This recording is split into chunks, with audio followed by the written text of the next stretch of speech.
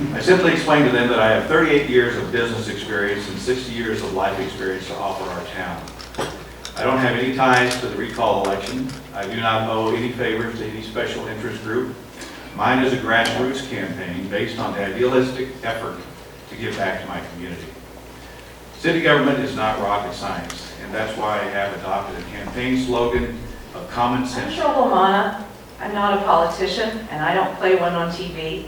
Rather, I'm here today as a private citizen volunteering to be your voice on council. Why? Because I've exhausted all my efforts as a private citizen attempting to limit the personal agenda of these officials that you recalled because you no longer trust them. They've consistently voted in a block to impose decisions on Oro Valley that favor special interests and include increased taxes, 764 apartments, and damage to our scenic views. These decisions have impacted the small town feel that attracted so many of us here. The final straw for most of us was when they made the decision to burden Oro Valley with the economic albatross of the golf courses and the non-turnkey clubhouse, without due diligence and without listening to our input. That's why I'm stepping forward to shape, preserve, and advance the future of Oro Valley. That's why I'm running for town council. I welcome the opportunity to answer direct questions about my decision to vote on the Elkhorn Keys to Door.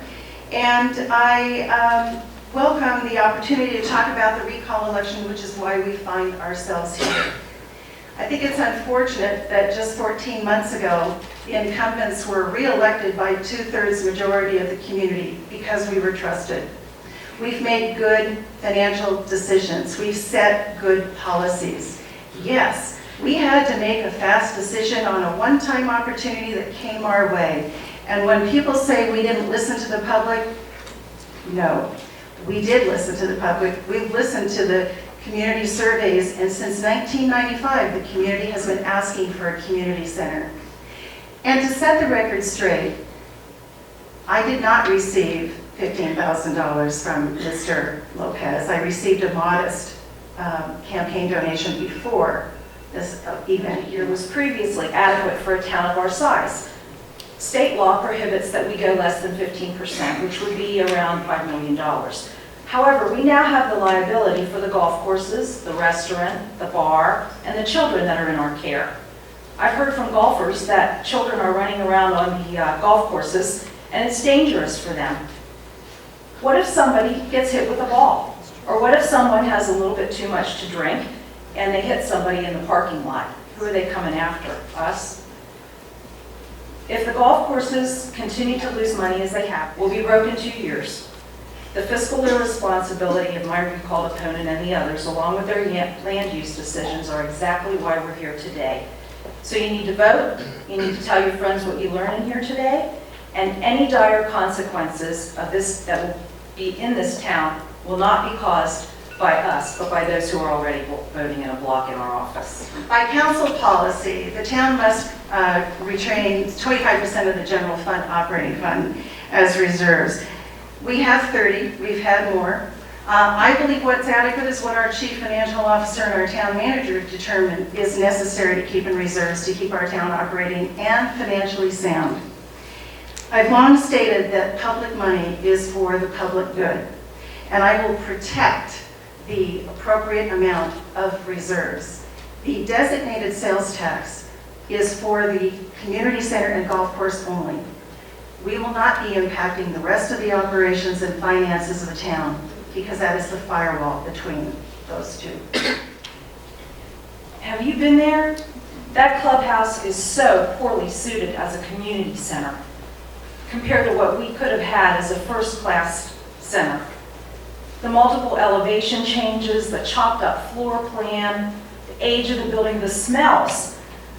Clearly, it's far less than what you would expect for a quality town like Oro Valley. Now, in the statistically valid park survey, you told them that you wanted to have playgrounds and multi-use fields for your kids and grandchildren. You wanted walking paths. They gave you a golf course, which was next to the last item on the list. You said you didn't want to pay for it with a sales tax, and you got the sales tax increase before they even the purchase was even final. So it's not affordable, it's only used by about 2% of the community, and it's not a community center. If you want a voice in how your tax dollars are spent on that, then please, I'm your choice for council. The opportunity to buy 324 acres of prime real estate in the heart of Rural Valley for $1 million had to be looked at seriously. With that came, yes, golf, but more importantly, a 50,000 square foot building which we could repurpose with some investment into a long-awaited community center. To put the amenities in that were desired, we've had 2 independent estimates would be $20 million. The reason that's expensive is Naranja Park, where it was thought to be, has no infrastructure. You'd have to run water, sewer, electricity before you even began to start to build. By making this purchase, we have not obligated the town to long-term debt. $20 million we would have to bond for. $7 million would be the interest on that bond.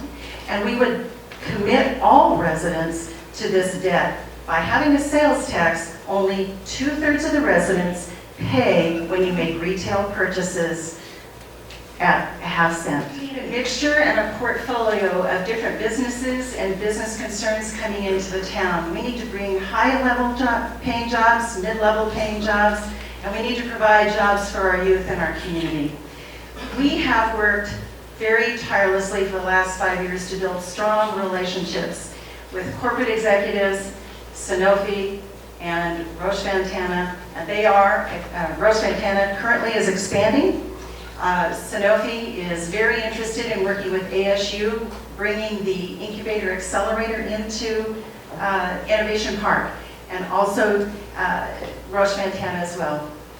These are critical relationships. Just last week, we announced the creation of the University of Arizona Oro Valley campus. That will be bringing high-paying jobs in. We have a strong relationship with industry, and we are about to see Innovation Park realize its potential. Professional office complexes are certainly attractive, and I'd love to see more of that here in town. As these things develop, it'll create additional opportunities for us in both retail and restaurants. But I have some concerns. The town doesn't know how to run a business, and they shouldn't be operating golf courses, a restaurant, exercise facilities that are in competition with our private enterprises. We already have $1.3 million in golf losses in the first 4 months of operations. Now we're renovating the restaurant at the community center based on the input of 30 people at a meeting out of 41,000 in Oro Valley. Oro Valley is slated to get $15 million for a business accelerator if the county bond package passes. But that means that we taxpayers will be venture capitalists for startups, of which 90% fail. So I'm not comfortable knowing that, and knowing that some of the recalled incumbents' wealthy campaign donors are tied to the nonprofits that will manage that operation. Is transparent. Every meeting we have is open to the public. Not many public come. At council meetings we might have 15 people maybe, except when we're doing a recognition of our youth for Spotlight on Youth, and then we have a lot of parents and children come because we recognize their achievements. But normally, people stay home. Some people watch online. Every decision we make is public. All the documentation behind that is available on open record request. Nothing we do is not public. Rarely, and there are a few instances that you can meet an executive session where no votes can be taken. You can arrive at consensus, but those are for land acquisition, personnel matters, or legal advice. Everything else is done openly in the public. The decision to purchase the golf courses from Mr. Lopez had to be done on the 17th. He wasn't about to buy that property on the 18th if he couldn't unload that losing part of the business, my opinion. But anyway, governmental transparency promotes accountability, and it provides information to you about what your council is doing. It's defined by openness, honesty, and accountability. And to me, it's at the heart of how you hold your elected officials accountable, which you exactly did when they ignored the input from business professionals, from private citizens, and from even your Sun City staff.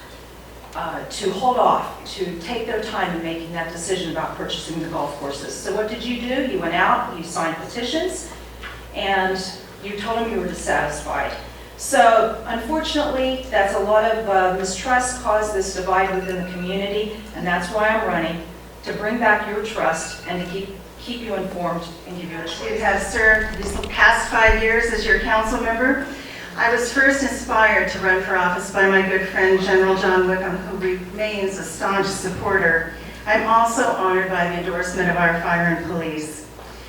This recall is unfortunate for our town. The charges of not being transparent, of doing something illegal, wanting to hide the transaction are all false. I have a strong record of honesty, integrity. I hold an office state level. I've been appointed by 2 governors. I'm on the board of directors of United Way, many other organizations, which I won't go into right now, which require integrity, honesty, and openness. I believe that there's so much disinformation out there about this process. Everyone on council was equally informed about this, and we could not bring this to the public before the day we did because of open meeting law restrictions. The moment we were released by our attorneys to discuss it with the public, we did. Yes, it was a fast decision. We don't make fast decisions. Look at our track record.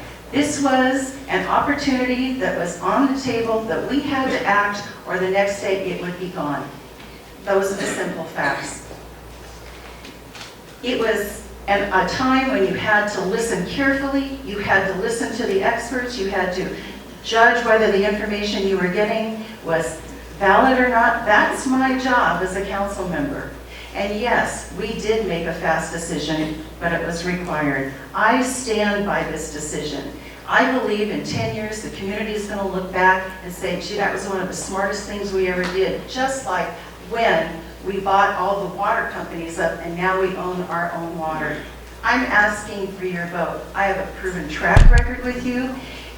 And can I finish my sentence? Thank you. And as far as the losses that we're experiencing in the first 2 months, the business people in the room know that you don't build projections for losses on performance of 2 months. We have a way of fixing that. Thank you. Friends, we're at a critical juncture in time. The next 10 years will significantly shape our future as a destination community for business and new residents alike. Growth will occur. It's inevitable. How we manage that growth is the key to our success.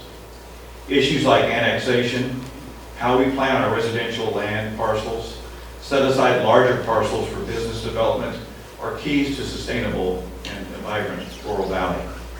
Oro Valley has been given the keys to the kingdom, and our position in southern Arizona is a very desirable one. Choosing the right leaders to guide us in the proper direction is critical. You have a chance 1 month from today to make some choices that will set in motion which path we take towards the future.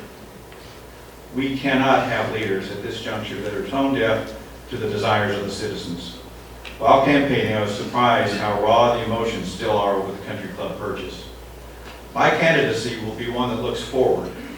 The El Conquistador purchase is history. That train has left the station. The question is now, how do we manage this project and others for cost containment and eventual profitability?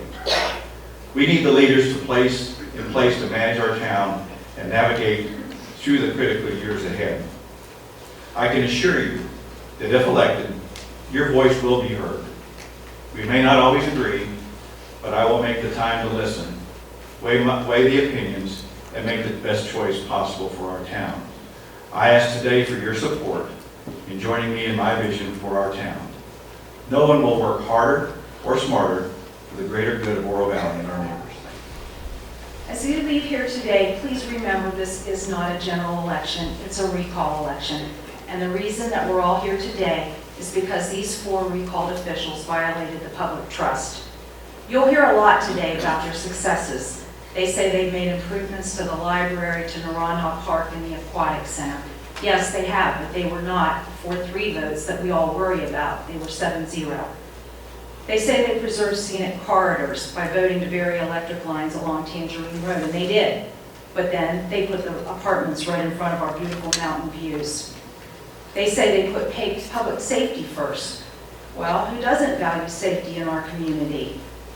And they have a wonderful balanced budget with surpluses every year. Well, I'm sure that staff wrote that budget and that council and the mayor just didn't ask very many questions when they were going through the study sessions on it before they approved it. And if there's a surplus every year, then maybe it's just padded a little bit too heavily. So let's summarize what egregious actions brought us to this point. They doubled our utility tax, they increased our sales taxes. They approved 764 apartments along Oracle Road and high-density residential subdivisions, damaged our scenic views, reduced our small-town appeal, ignored our input, and used secretive and high-handed tactics to purchase the 3 golf courses.